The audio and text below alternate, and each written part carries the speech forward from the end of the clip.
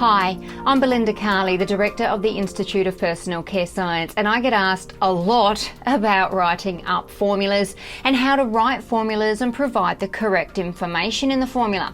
So today I'm going to talk you through an example of a bad formula and some of the key features that we would need to change and how we should be writing up good formulations. Now, if you've looked at any of my free formulation videos and if you've contacted us for the formulas, and of course they're all freely available, just email us info@personalcarescience.com.au and we'll give you the link to every single formula and report that we run on this channel. But a lot of times people will ask me questions about the formulas, like why is it written in percentage and why have I used trade names and things like that in my formulas. So I'm going to address some of those aspects in this video for you as well. And I've created this video specifically for the smaller brands, for those just starting out or who are making product on a small scale and maybe want to take it bigger later, but this is a video for you and it's going to help you know what your formulas should be reading like to help you be ready for when you're ready to take that next step to bigger manufacture or even taking your formula to a contract manufacturer. What should that formula be like? How do you write a proper cosmetic formula? So now, first of all, let me show you a bad example, and I'm going to talk you through a few things in this formula that makes it a bad example. Now, let me first start by saying the actual ingredient selections aren't the problem. So when I've created this bad formulation example, it's not because it's a bad formula, it's the way it's written. And in this video, I'm going to be explaining how you should be providing the information, and then at the end I am going to give you the same formula but written in its proper format. And this just means that then you can make any batch size you want easily. You can convert the inputs really easily, no matter your batch size. You'll be able to convert your equipment to larger scale production easily, and you can even take your formula to a contract manufacturer knowing that they will be able to reproduce the same product for you. You wouldn't be able to do any of that accurately from the way the formula is currently written. So let me talk you through some of the things that are wrong with this formula, and then I'm going to talk you through how to make them right. First of all, you'll see that this formula is written to make 75 jars. Now, the very first thing you need to do whenever you write a formula is to write it to 100%. Now, I've got this great little table summarizing what you shouldn't do and what you should do that you can get easily just by contacting us, info@personalcarescience.com.au, and we'll give you all of this information. We're very happy to provide it to help you out. So one of the first things you absolutely should not be doing is writing your formula to a specific batch size or quantity of jars or bottles. You should be writing the formula to 100% by weight. So that's number one step that they've done wrong.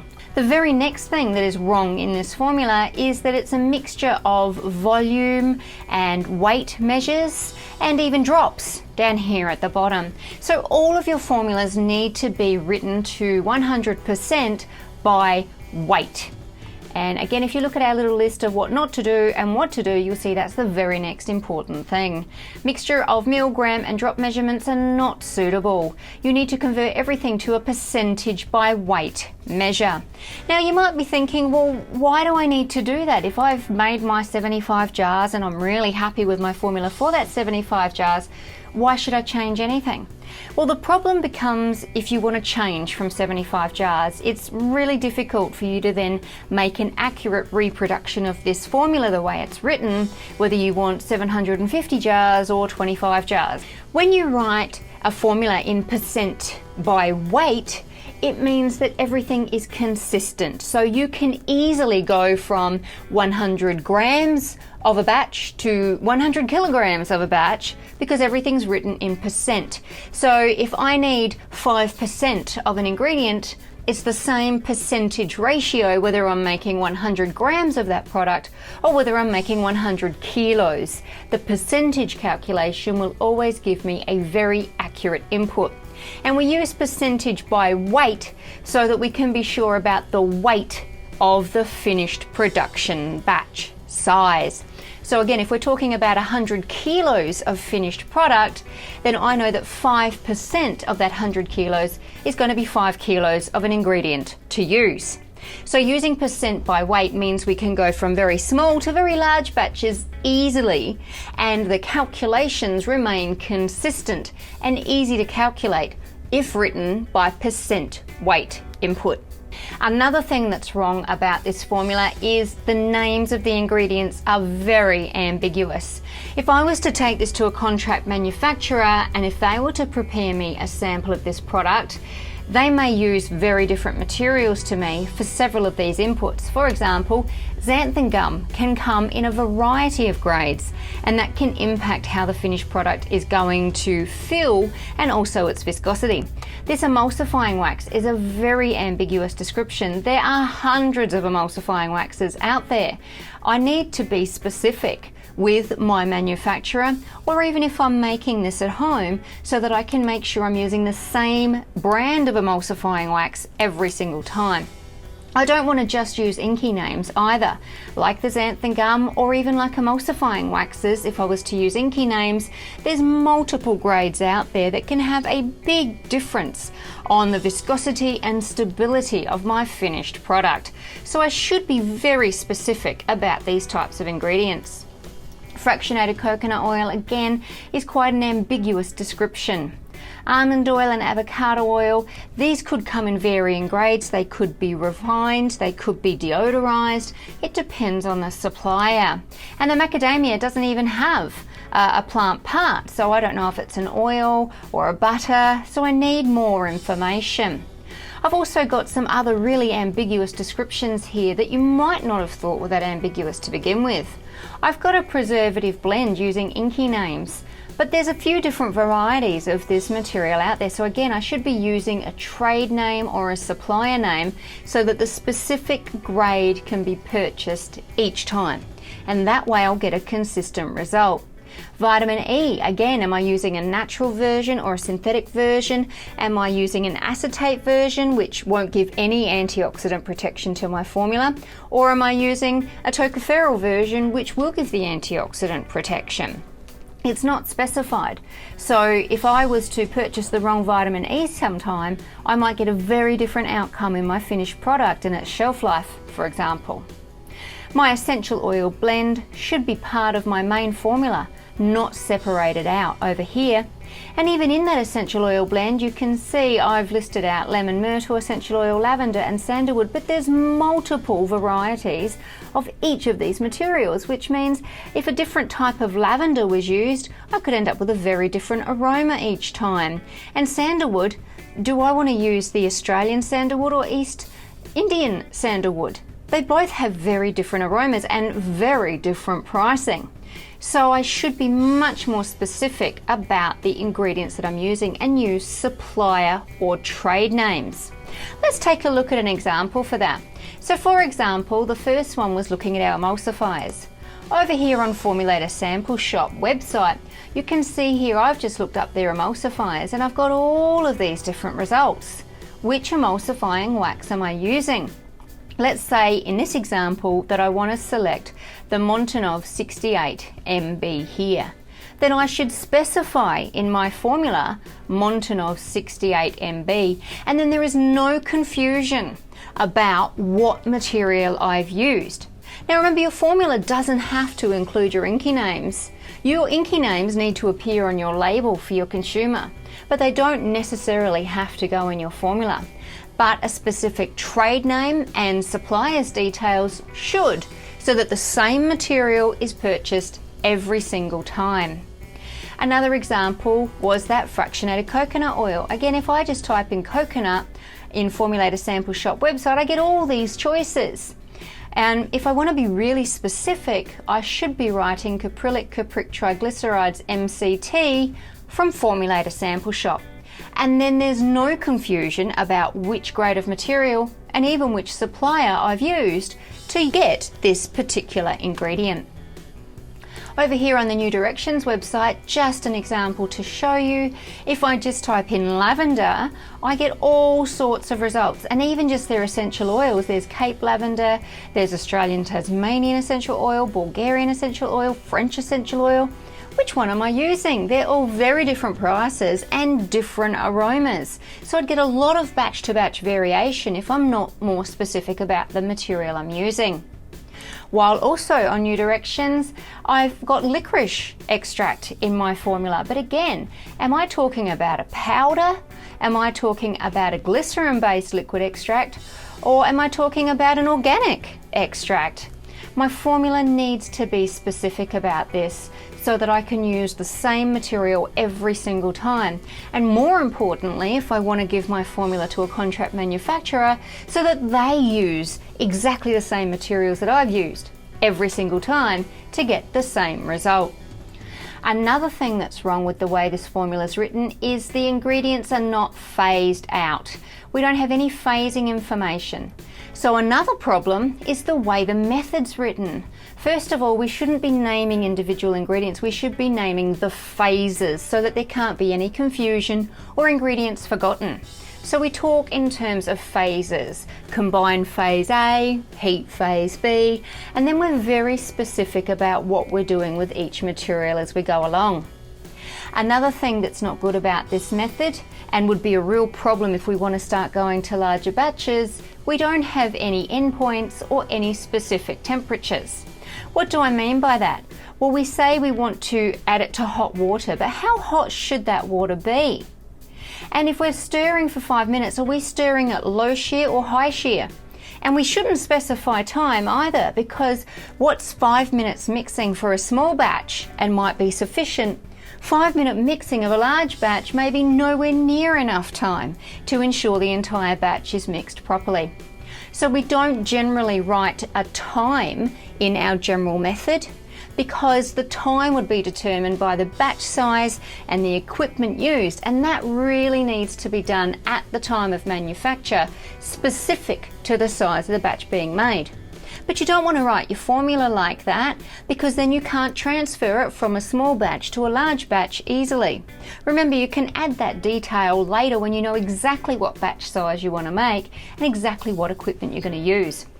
But your general method for your formula should be written in a way that suits both small and large batches. So we shouldn't put that time in there, because it may not be enough mixing for a large batch, and it may be too much mixing for a small batch. But what is important is to be specific about temperatures and be specific about low or high shear mixing. Now, if you're not sure what I mean by that, please watch another video I have for you, which talks you through different types of mixes that you can use to make your cosmetic products, and it talks about low or high shear.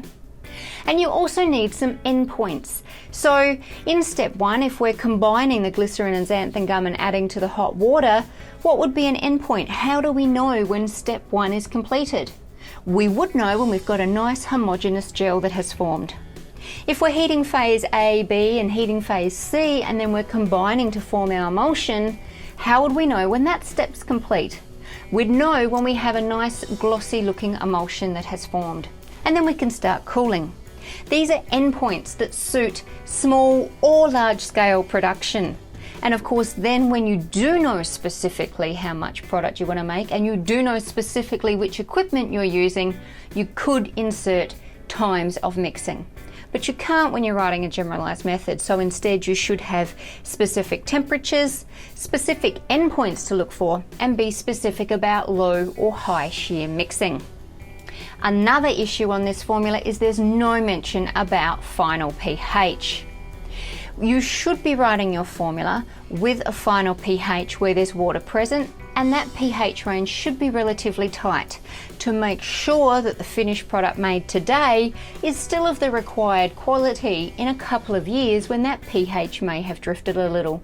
And pH will drift. It's a very normal phenomenon for cosmetic emulsions for that pH to drift over time.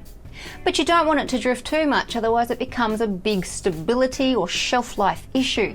So you need to start your manufacture and your method with a very tight pH range, so that any drift over time does not become so large that it creates a quality issue.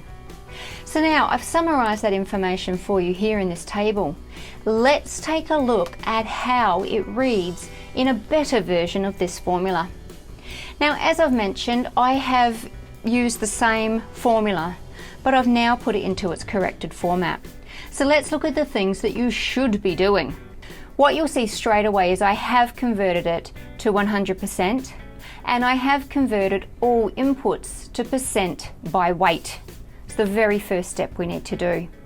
The next thing that I've done is I've been very specific about trade names and grade names, as well as the supplier.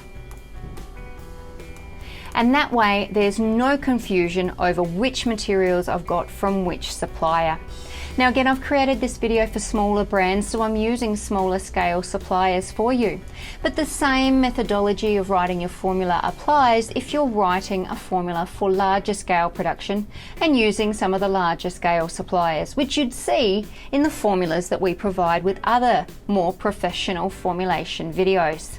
You'll also see for the botanical materials in particular, I've been very specific about the name and the supplier. And some of those essential oils, I've been very specific about them too. So the lemon myrtle natural blend essential oil, that's exactly what New Directions call that particular grade of material. The sandalwood I've specified as Sandalwood Australian again, so it's very clear about which material I've selected. So too with the lavender essential oil and that licorice root extract. There's now no confusion over exactly which grade of material I've used, especially because I've also named the supplier of that material, so that even if you wanted to reproduce this product, you could go to this supplier and get the exact same grade of material that I used and get the exact same result that I did from the formulation. You'll also notice that I've phased the ingredients over here. So the ingredients are phased based on how they are put into the formula together or not. And then down here in the method, you'll see that I talk about phases, not individual ingredients, and that way nothing can be missed accidentally. You'll see that I have got my endpoints at each step, and I've also been very specific about temperature. I've also been very specific about shear, low shear here, high shear here, and those endpoints that help with any scale up procedure. You will know that you just need to adjust your time of mixing depending on the batch size and equipment used, because your endpoint tells you how long you're going to need to stir it for. And that, in this example, is till we have a smooth, glossy emulsion. So that's an example of how being specific with the temperatures, being specific with the endpoints, and being specific with the shear helps us be able to scale a batch from a very small through to very large batch and know how long should we be stirring this for until we've achieved these endpoints. Finally, you'll also see that I have included my pH adjuster, and I've also been very specific about that final pH and when to check it. Now, if you're not that familiar with the concepts of pH, we do have a video on pH adjustment. And when you're making a formula, you can't know whether you need to adjust the pH up or down, or whether you need to adjust it at all. You also will find there's batch to batch variation of just how much of these pH adjusters are needed, which has a lot to do with various materials and sometimes even your water quality.